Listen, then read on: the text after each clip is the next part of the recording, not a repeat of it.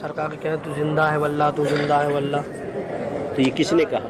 یہ ہمارے اعلیٰ حضرت اعلیٰ حضرت. اچھا سنیے، تیرے میرے چشم عالم سے چھپ جانے والے. اعلیٰ حضرت بڑے ہیں، ابو بکر صدیق بڑے ہیں؟ وہ تو ہیں بڑے صحابہ کرام تو ہیں. تو ابو بکر صدیق نے فرمایا ہے کہ تو زندہ ہے واللہ. بھائی صاحب یار رکن یمانی کو ہاتھ لگانا جا کے، جب ابو بکر صدیق رضی اللہ تعالیٰ نے فرمایا ہے کہ تو زندہ ہے واللہ، تو زندہ ہے واللہ. ابو بکر صدیق جب بڑے ہیں اور احمد رضا خان چھوٹے ہیں تو ہمیں تو بڑے کی بات چاہیے، چھوٹے کی بات تو نہیں لینی. سنیے، امام حنیفہ رحمۃ اللہ علیہ بڑے ہیں، احمد رضا خان بڑے ہیں، ہے نا؟ تو ابو حنیفہ رحمۃ اللہ علیہ نے وہ بات کہی جو احمد رضا. پیارے بھائی، السلام علیکم ورحمۃ اللہ وبرکاتہ. اس گستاخ رسول، اس خبیث کے لیے میں ایک پیاری سی ویڈیو لے کر آیا ہوں اور اس کو جواب بھی لے کر آیا ہوں.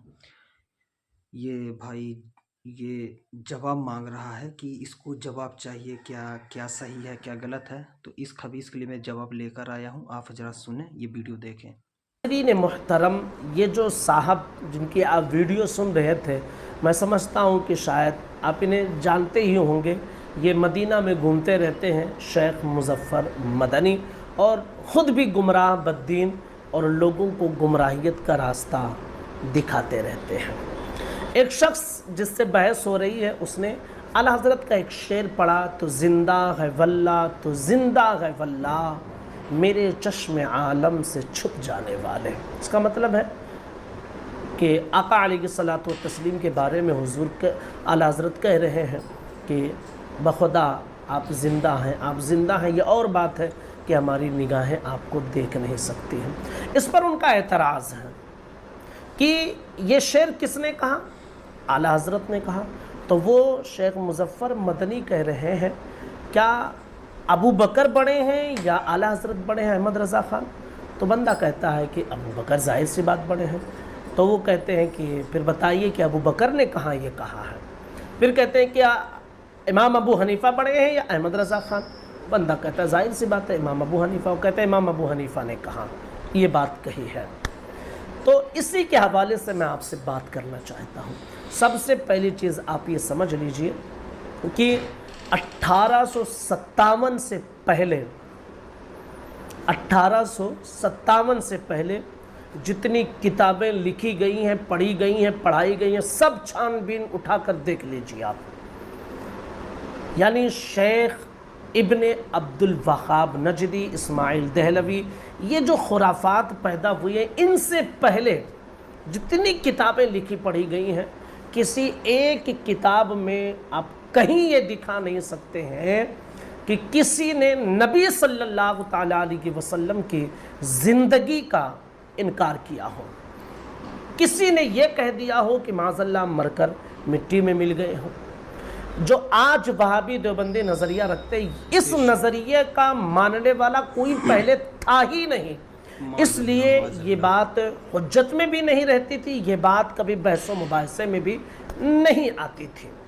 پہلی بات یہ سمجھ لیجئے، جب لوگوں نے نبی صلی اللہ علیہ وسلم کی زندگی مبارک کا انکار کیا، حیات النبی کا انکار کیا، تو پھر احمد رضا خان فاضل بریلوی اعلیٰ حضرت نے اس کا سخت مقابلہ کیا اور قرآن و حدیث سے بے شمار دلیلیں پیش کی اور ایسے ایسے اشعار کہے کہ جس میں نبی کریم صلی اللہ تعالیٰ علیہ وسلم کی زندگی کا ثبوت موجود ہے.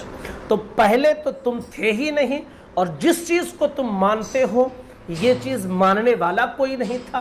اس لیے بہت زیادہ اس میں جو ہے پہلے کی کتابیں آپ اٹھائیے یا پڑھیے یا بحثیں دیکھیے تو یہ ساری چیزیں نظر نہیں آتی تھیں.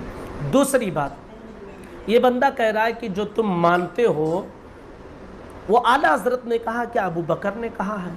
پلٹ کر میرا سوال ہے کہ ذلیل انسان یہ بتا، جو عقیدہ تو مانتا ہے کیا ابو بکر کا وہ عقیدہ تھا؟ اگر ہے تو دلیل پیش کر.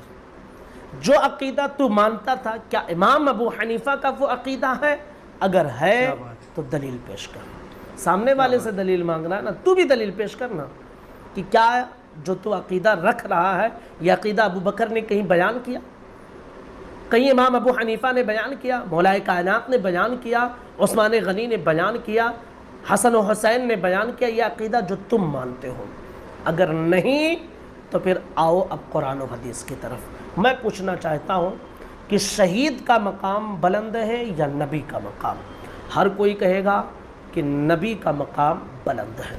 شہید کے بارے میں قرآن کہتا ہے وَلَا تَقُولُوا لِمَنْ يُقْتَلُ فِي سَبِيلِ اللَّهِ أَمْوَاتٌ بَلْ أَحْيَاءٌ وَلَكِنْ لَا تَشْعُرُونَ۔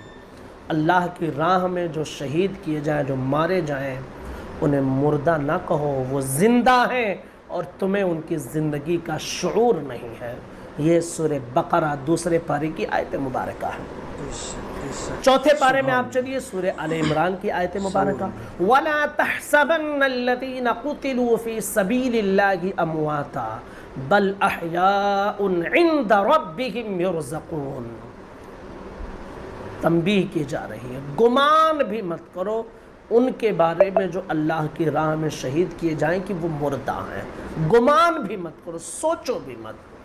اللہ فرماتا ہے بل احیاء عند ربهم یرزقون، وہ زندہ ہیں اور اللہ کی طرف سے، ان کے رب کی طرف سے انہیں روزی دی جاتی ہے۔ یہ تو قرآن کی دو آیتیں ہیں، اور بھی آیتیں مبارکہ ہیں۔ اس کے علاوہ ابن ماجہ کی حدیث شریف آپ سن لی۔